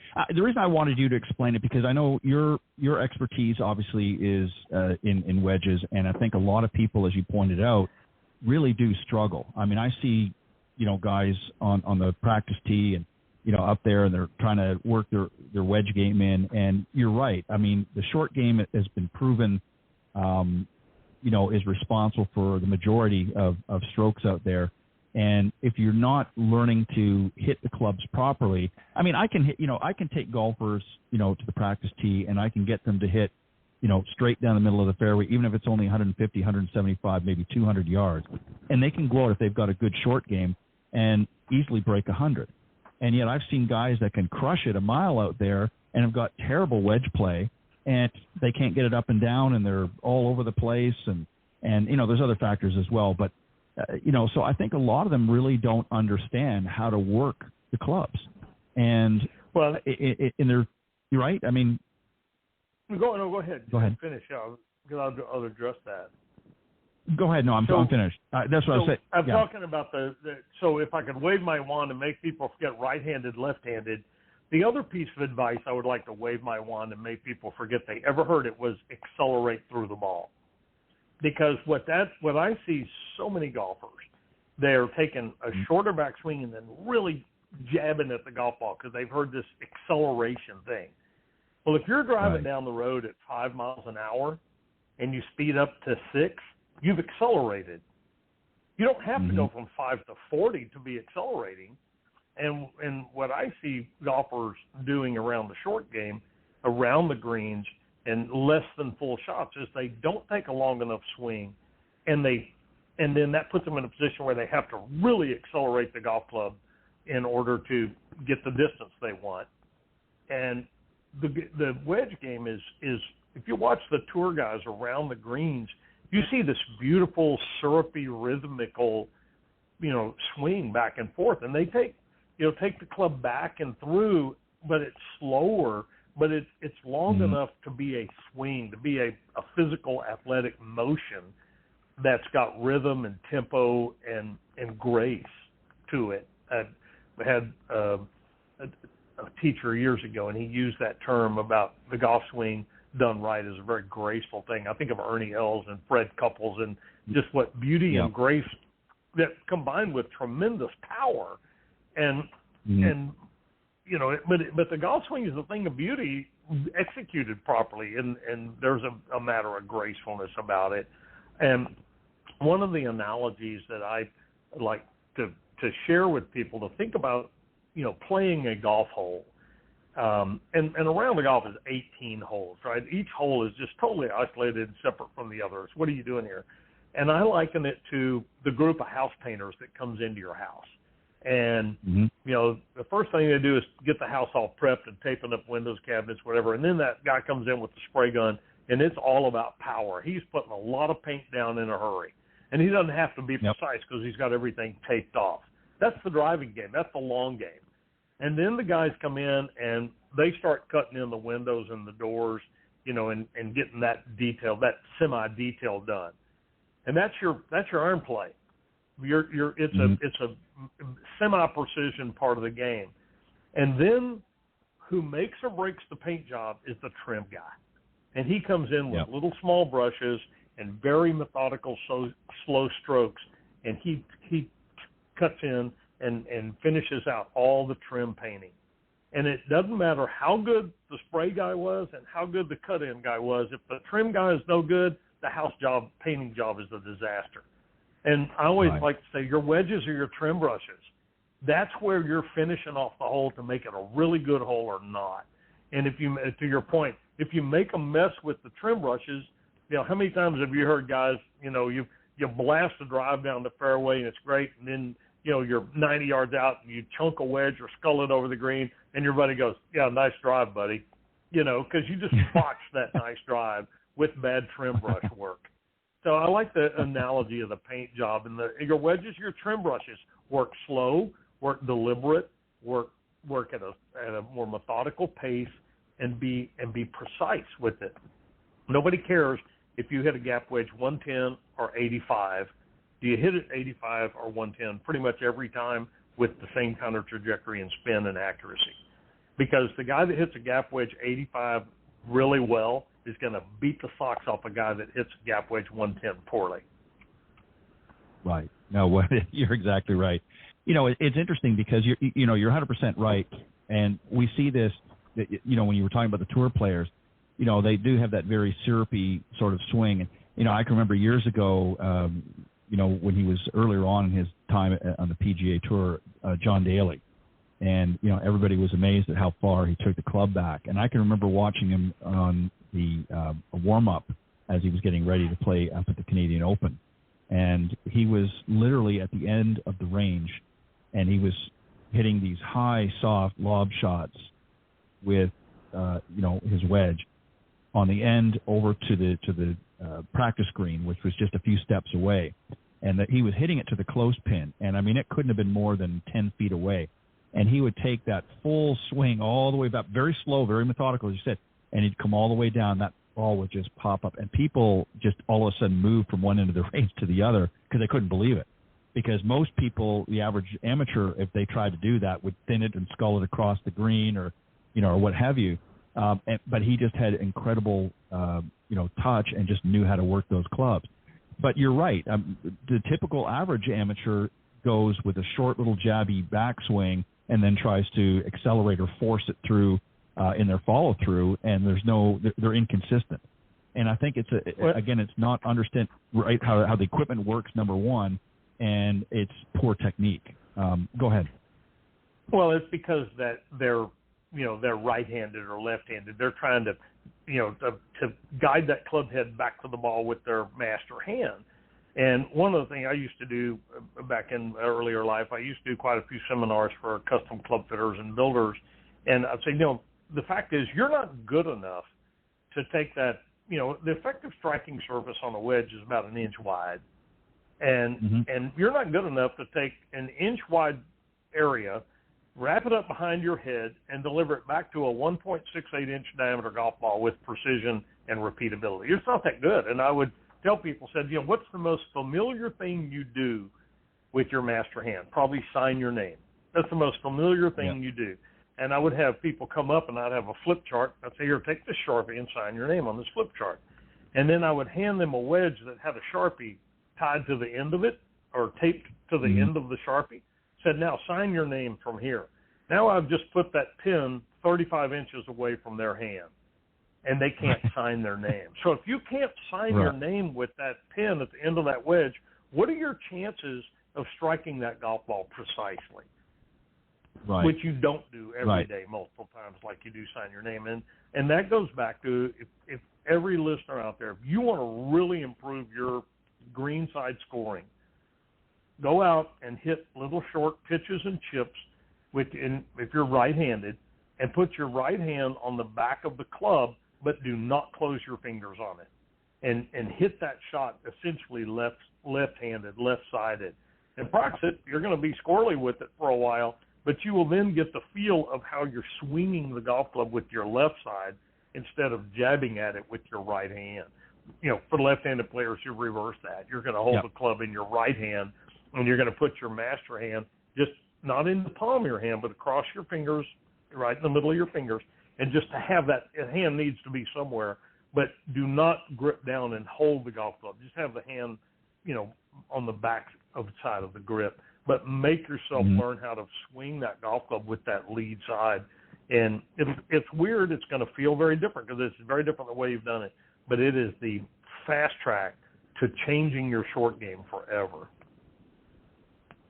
Yeah, and I know a lot of coaches, I've done it as well, that will use that as drills, and will get players to do that to feel more of a proper swing than to just sort of, because obviously what ends up happening is their right hand, again, for somebody that's, I'm not going to say it now. You've got me self-conscious. I'm not going to even say it anymore.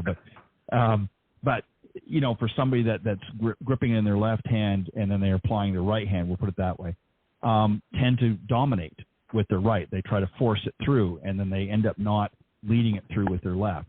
I think that's a great drill, and I think a lot of coaches have used that, but I still think there's a lot of people that are confused.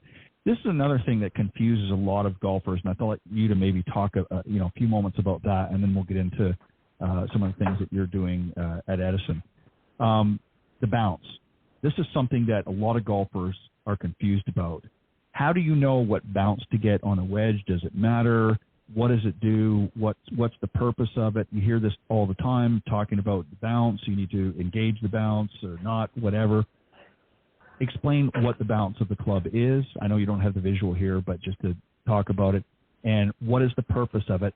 And are a lot of golfers not using or taking advantage of the bounce on the golf club? You're right. Packed into a question. Yeah, that's probably the most misunderstood concept of wedges is bounce and grinds, and these two terms that are kicked around. And people either know they don't know anything about it and don't understand it, or they think they understand it and they maybe really don't understand it. But bounce very simply is, in any golf club, and particularly, let's say, the short irons into the wedges, there is, if you look at kind of the worm's eye view looking down the golf club, you're going to see the loft of the club, the face is pointing up in the air if you hold the shaft vertically. And if you look down the sole of the club, particularly in the wedge, is angled downward. And what that's for is so that, because you're a steeper swing with the wedge, it's a shorter club, so the swing is steeper than, say, with a driver or a 7-iron. And that bounce is designed to help the earth reject that golf club. So if you didn't have any bounce, when you came down, hit down on the ball, your club would just want to continue driving down into the turf. And the sole design, the bounce of the golf club, is designed to help that club reject, if you will, out of the turf. The whole concept of bounce was really created by Gene Harrison when he invented the sand wedge, reportedly after having an airplane ride with Howard Hughes and watching the flaps on the airplane. And he came up with it because back then they picked the ball out of the bunkers with a niblick, which had a sole about 1/4 of an inch wide. Very unforgiving golf clubs. How Bobby Jones shot the scores he did, and all those guys, is beyond me. And Harrison created this idea of a sand wedge that you could explode the ball out of the bunker, because with this big flange, that club would reject out of that sand. So he invented the bunker technique that we call the explosion shot, and the golf club that you could do that with at the same time, because the club without the technique or the technique without the club doesn't work. And bounces and grinds have been proliferated by the major brands mainly, and this concept of bounce fitting, which I find absurd, to be honest with you, except in a very general sense, and that's because in order for me to fit you to the bounce that you should have, you have to answer two questions. Exactly what is the next wedge lie going to look like, and are all the others after that going to look the same? Which the answer is no. I don't know what the next one is, and I know that I'm going to see all kinds of lies. And secondly, can you tell me exactly the size divot you're going to take next time, and will you take that size divot every time after that? A tour player makes all different kind of divot sizes because he's skilled or she's skilled enough to do it. The rest of us take all different sizes because we're not. So, you know, if I get a little too steep, I need a lot of bounce on that shot. But the very next one, I kind of clip the turf just really nice and clean, and I don't need a high bounce on that one. In 1990, I took a trip to Scotland with my brother, and I'd been designing putters and was just getting into kind of thinking about wedges. I had a, you know, brand name off the rack wedge, and the tight turf in Scotland was just, I mean, I couldn't hit my little pitch shots off of the tight turf, but they were fine out of the bunkers.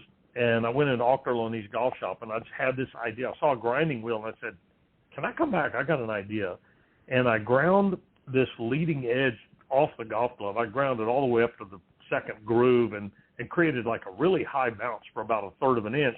And then I took most of the bounce off the main part of the sole. It probably had 3 or 4 degrees of bounce by the time I got through with it. Then I had to grind around on the hosel because it looked terrible. And so then I had this sole that looked like I thought it ought to look, but the club was about 15 grams light or 20 grams light. So I just started packing lead tape on the back of this wedge and to get the weight back up. And this thing was magical the rest of the trip. Looked like hell, but it was magical in the tight lies, the bunkers everywhere. So that prompted me to come back to the States, and I went and to the golf shop, went to the Bargain Barrel and bought a bunch of wedges and started just grinding and welding and grinding and welding. And that's where this Koehler sole came from. And it's been called the V sole and the dual bounce sole. When I filed a patent, I think we called it the dual bounce sole. That trademark went with another company I'd worked for. The V sole went with another company I'd worked for. And so I just call it the Koehler sole because that's what it is. But it combines 2 bounce angles. So it's a high bounce wedge when you need a high bounce, and it's a low bounce wedge when you need a low bounce. And it's been earning a following for 30 years now, and it's just versatile because that's what I need my wedge to be. I mean, I take my golf course, for example. I have a great little country club down on the Texas coast, and we've got some bunkers that just do not drain. It's wet packed sand. Wet packed. I mean, there's not a layer of fine dry sand on top of it. But on the very other side of the green, I got a really nice bunker that's fluffy sand. Well, what kind of sand wedge do I need? You know? So, and we're getting quite a following of the wedge here at the club because it'll handle all that. We have pretty tight turf. We're South Texas for the most part. But, you know, if I go to Virginia or somewhere traveling, you know, and I get lusher turf, the sole's fine. The biggest weakness for any wedge is that super soft, fluffy sand, which is why you don't see it on the tour. Those guys never walk into a bunker and sink 2 or 3 inches into the sand because they'd walk off the golf course. They won't play that kind of sand. But you know, the bounce is designed, and I have a beginner friend here at the club, and I'm helping her really understand her way around golf. And I said, for a wedge shot, think of the wedge as exactly that. Your job is to wedge the club head between the ball and the earth. It's physically impossible to hit up on a wedge shot because the ball's sitting on the ground. How are you going to hit up on it? You have to hit down through it.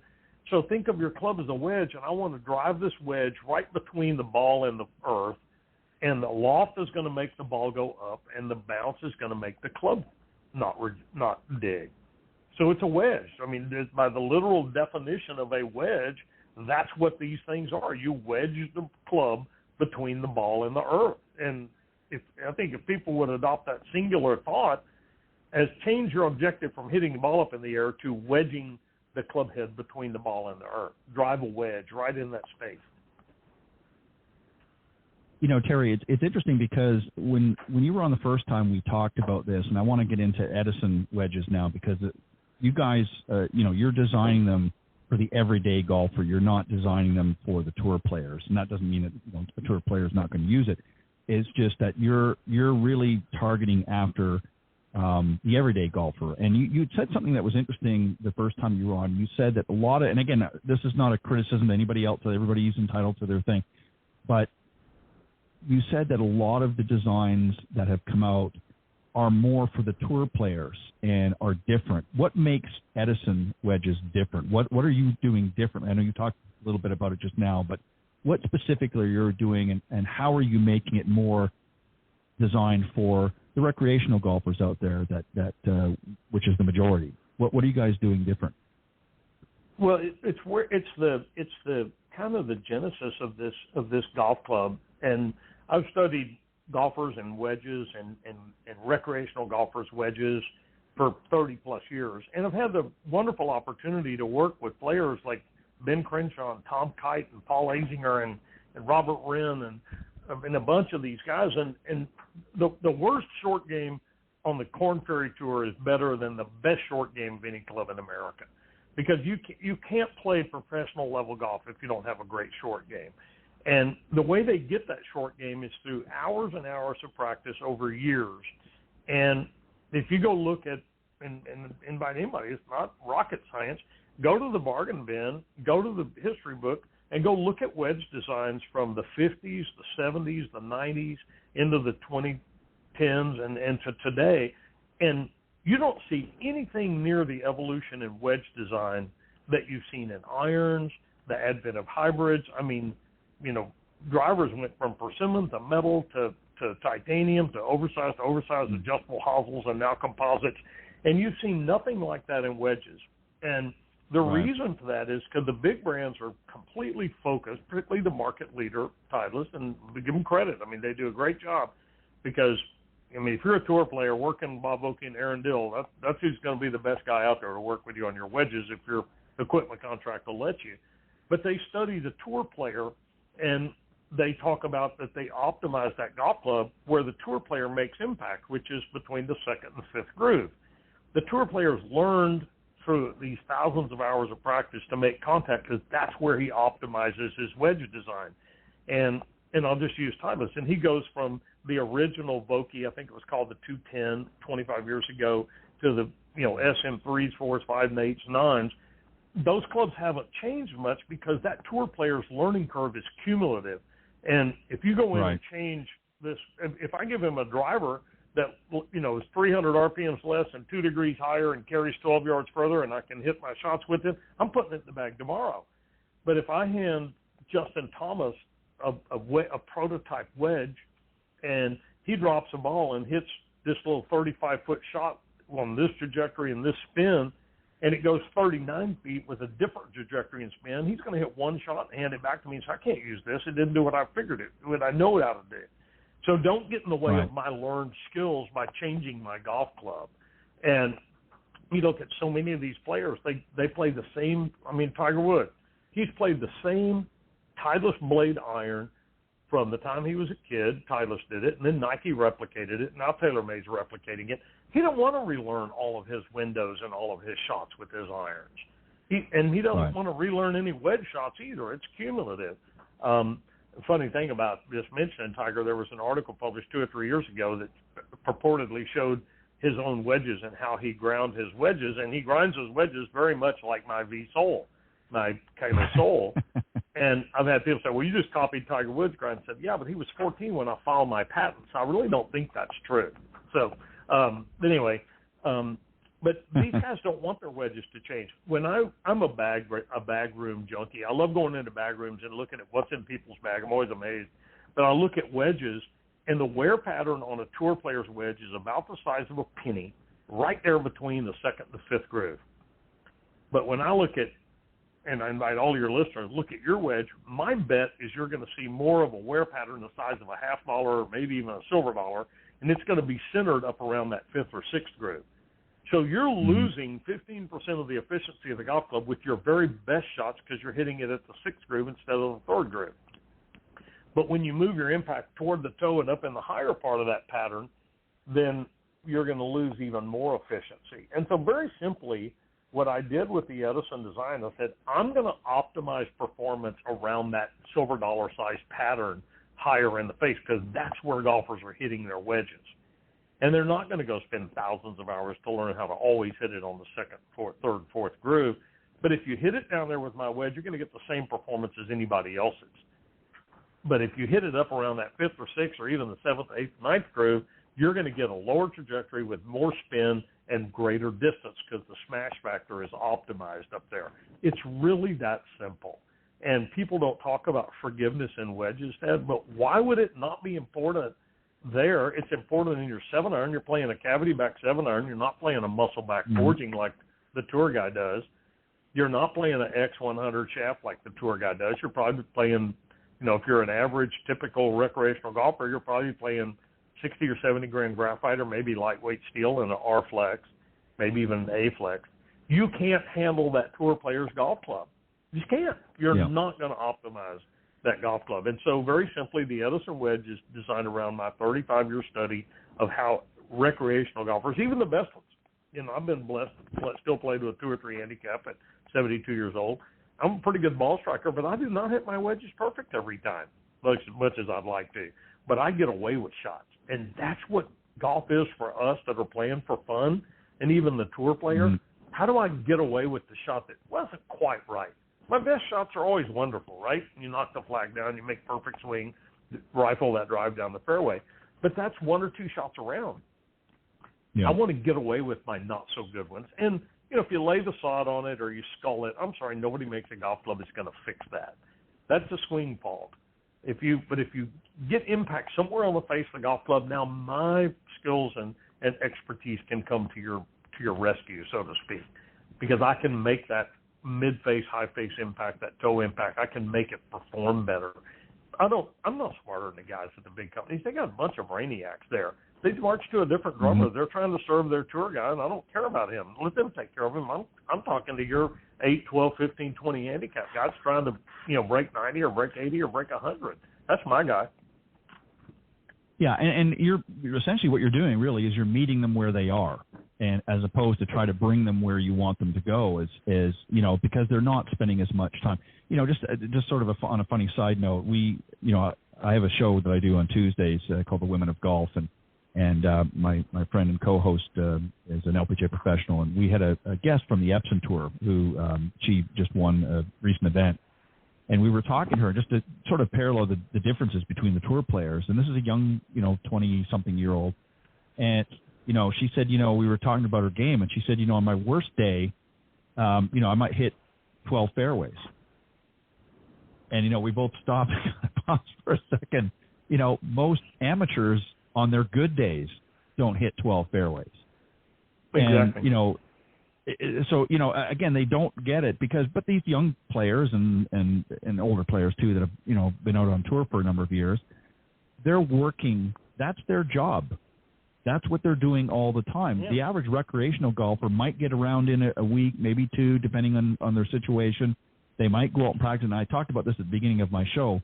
I've got a few books coming out, and one of them was about mastering your practice routine. And one of the things that a lot of people do is they don't put together a practice plan. So they just go out and rake and hit balls. Well, these pros go out and they have a plan. They know exactly what they're going to do, how they're going to work on it. They don't just sit there. I mean, sometimes it looks very casual if you go to a PGA event and you'll see them out in the practice tee as they're warming up, and they'll be talking and joking around and, hitting a couple of balls and talking and joking around. That's different. But if you go and watch them after, like Tiger, if you would watch him as an example, after an event, and he'll go hit back out to the range, he's very methodical about what he's doing because he's got a plan. There's something on the golf course that he didn't like or he wants to fix or whatever it is, and he's back there, and it's much more methodical. You go and look at 99% of the people on the range, and I'm talking amateurs now, they're not paying attention to what they're doing. They're just sort of hitting balls. You're right. They don't have a plan. And to the point that you made about practicing, most amateurs go to and we call it the driving range. It's the practice range. It's not the driving range. Right. It's the practice range. And it's a place to go hone your skills. And, I mean, I look at my club. We got a lot of guys, and they've gone out and gotten fitted for PXG, spent a whole bunch of money. They don't even know where our range is, maybe. I've never seen them out there, and they wonder why they don't get better. I'm sorry. This is a hard game. I kind of wrote an article a while back. I've just got this thing in my head that golf is mathematically 10 times harder than brain surgery, apparently, because there are 5,000 brain surgeons in the United States that make over $400,000 a year on average, and there's only 250 golfers that made over $400,000 on the golf course. So apparently brain surgery is 20 times easier than high-level golf. So, this is a damn hard game that we've all chosen, and that's what makes it so fascinating. You never get it, and there's always something getting in your way, and you grab the lightning in a bottle for a while, and you may have it for a half a round, you may have it for a month or two, and then you come back to earth. And this is why staying on top in the professional tour, staying number one in the world, is an extraordinary accomplishment. But holding on to that for more than a few months is even tougher, because you get in a groove and you go, okay, I got it now. No, you don't. You got it for a little while. It's on loan, and you'll come back to earth. I think watching Scotty Scheffler and what he's doing, but he hadn't done this for 20 years like Tiger did, and even Tiger amassed an amazing record, but he lost a hell of a lot more than he won because other people are getting in the zone where just everything, and you look at how many golfers have come and gone. But back to the golf club itself, that what Edison is all about is this head design that is most forgiving. And there was actually a very interesting clip. The tour players are not immune to missed shots, and we see it all the time. There was an interesting clip week before last. Ben Coles came down, needed to par the last hole to get in the playoff. Nobody had bogeyed that hole all day long. And he's got a 35-foot pitch from left to green. The ball's sitting up in the grass, and he fluffs it basically. And it barely carries the bunker. It doesn't get to the green. He has to chip again. He makes bogey and doesn't get in the playoff. $700,000 miss. But what's interesting about that is they then showed that shot in slow motion. I encourage your viewers, go find that shot. Ben Cole, 18th hole 2 weeks ago, and you can see they show it in slow motion. And he's only swinging this wedge to move the ball 35 feet.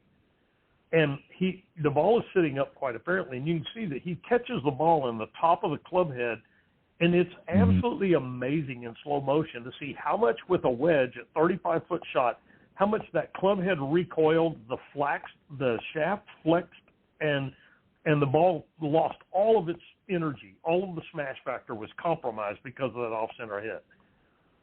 Could he have made the green with an Edison wedge? I think so, because I know what our club does when you hit it high in the face. It goes pretty good. Not as good as your best one, but it goes pretty good. He only needed 5 or 6 feet more carry, and he would have gotten on the green, at least had a par putt. Forgiveness works for everybody, but the tour player is not willing to give up the predictability to get the occasional forgiveness. That's why he plays tour blade irons. That's why he's playing these kind of wedges. And but the other part of wedge is not just about the club head. If you went and looked at most wedge companies, it's all about the club head. The shaft is just as important in the wedge.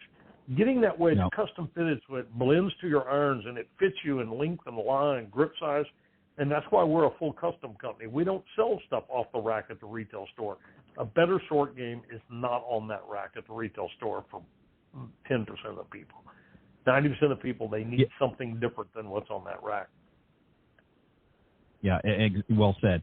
And you're exactly right. You have to take care in putting together a set of clubs. And I think a lot of times the wedges, they'll just buy what's on the rack because it's, popular on tour or what have you. And they don't really think about it. They don't get fitted properly. And they don't have the right wedge in the bag. And they just go by the degree of loft and they're not looking at other factors. What you guys have done is you have what you call wedge fit, and it's helped to get all the information needed. In fact, you put me through it when you set me up with some wedges, which I love, by the way. Thank you. I use them all the time. I love hitting your wedges. They're great. And as you said, we all don't hit them perfect every time, so it's nice to have a little forgiveness in the bag, and we can all use that. But you have a great setup to for those that want to really get the best from their wedges is it's all in. Let's get set up properly from the get-go, and so they can go and fill out all the fields necessary to get fitted. And it's quite a few questions. I'll be honest. It talks about a lot of different areas of your game and a lot of information, but it's well worth it because when you get the finished product, it's going to be right for you. So there's that, and we're getting kind of close to our time, so I got to wrap up here, but what do you want people, when people think of Edison Golf, what do you want the most to be thought of? Well, we're a challenger. We're challenging 5 decades of stagnant wedge design when drivers and irons and hybrids and putters have gone all over the place for technology. and the wedge category is pretty stagnant. And we talk about the Edison difference. This is a different golf club. It looks different. Everything in golf that works better has always looked different, from the ping answer to the metalwoods to, oversized drivers to the spaceship putters. Better looks different. That's just the nature of golf clubs. And we look very different. We have a 100% risk-free trial. Take wedge fit. Let us recommend what we think is going to fit into your bag the best, and let us build you one. We'll build it. We'll ship it to you free, and you play it 30, 40 days. We're not a real stickler on that. And if it doesn't work, call us. We don't want it in your bag if it doesn't work for you. We don't want you out there going, I wish I wouldn't have bought an Edison. If it doesn't work, you call us, send it back. We'll give you all your money back, and we'll take that used club and we'll go donate it to Club for Kids. Or we get pretty good demand for used golf clubs if it's not too beat up. That's all we ask. But, nobody's willing to let you do that. You cannot test drive a wedge in a hitting bay off of a mat. You have to go out on the golf course, and not just with some random demo, but with a club that's close to what you're going to buy. And we're the only company out there that'll fully custom build you a golf club and 100% back it. And, but be warned, because you're probably going to want to come back for the second and third, fourth wedge. You're going to want to build out the end of your set, because we do this very well. We're very good at what we do. Yeah, you are for sure, no doubt. And for those that want to get more information, everything is on their website. It's edisonwedges.com, and you can reach out to Terry through that as well if you have any questions. A lot of information. I mean, there's so much information on your website. It's just well done. I mean, you guys talk about the technologies. Wedge fit's right there. The link is right there. You just click on it and you can fill it out and send it off, and they'll get working on 1, 2, or 3 wedges, however many you want. Obviously, some fantastic reviews and a little bit about the Edison golf story as well. So, Terry, thank you very much. I wish we had more time. I'm going to have you on again for sure. I enjoy our conversations. You always provide a lot of great information, and it's just we could go on and on and on, but unfortunately we got to wrap it up. But I want to thank you for coming on. I appreciate you giving of your time and sharing. And I think I'm going to get you to do, maybe if you don't mind, maybe I'll get you to do an article for Golf Tips magazine. And I'd love to. A lot of our readers. So we'll tee that up. I'll reach out through the parties, and we'll see about get something set up to have it put in our magazine, because I think our readers would enjoy it for sure. But thank you very much, Terry. Sounds great, Ted. It's always a pleasure, and just let me know anytime, and we'll dive deeper into wedge. Well, we'll keep going. We'll keep wedging in as much as we can get in. But I appreciate it, Terry. You have a great Memorial weekend, and thank you as always for joining me on Golf Talk Live. It's a pleasure. Thank you, Ted. It's always fun. All right. Bye-bye.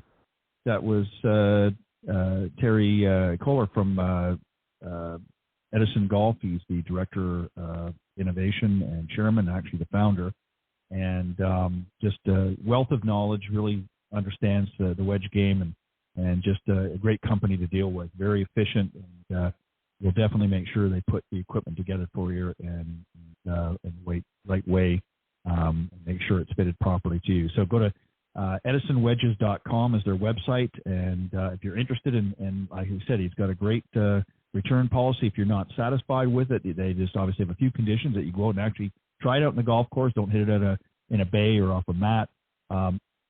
Go through their wedge fit setup. It's very, very simple. I did it, and they'll get the right wedge for you and get it shipped out, and you can try it out. And if you like it, you may want to do some more as well. I'm pretty sure you will.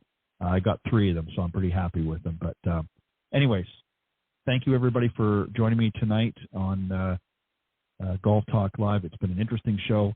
Next week, of course, we'll be back with the Coach's Corner segment. And our featured guest will join me on the second half. And don't forget, those of you that are interested, if you want to come to the Golf Tips Golf School, it'll be taking place at the Macklemore Resort up in Georgia, and that is from June 7th to the 9th.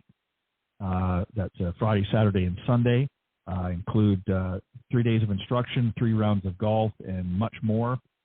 Great gift bag as well, but definitely want to reach out to me ASAP. The email is editor@golftipsmag.com. That's editor@golftipsmag.com. golftipsmag.com. Make sure you do so as quickly as possible, because if you want to come, I need to get you signed up and get into place. It's well worth it. Beautiful place to play. Play above the clouds, as we say, the Macklemore Resort. So make sure you reach out to me at editor@golftipsmag.com. All right, I want a special thanks again to tonight's featured guest, and also to the guys earlier, Robert Kaufman and Scott Resch from Asia Golf Trips. Thank you very much, Scott and Robert Kaufman, of course, travel expert and my co-host on the travel segment. And special thanks to the sponsor, Golf Breaks by PGA Tour. Thanks, guys, for all the great you do. And if you want to book a trip, you can go to golfbreaks.com as their website, and book your trip today. Thanks, everybody. Have a great Memorial weekend, and I will see you next time right here on Golf Talk Live.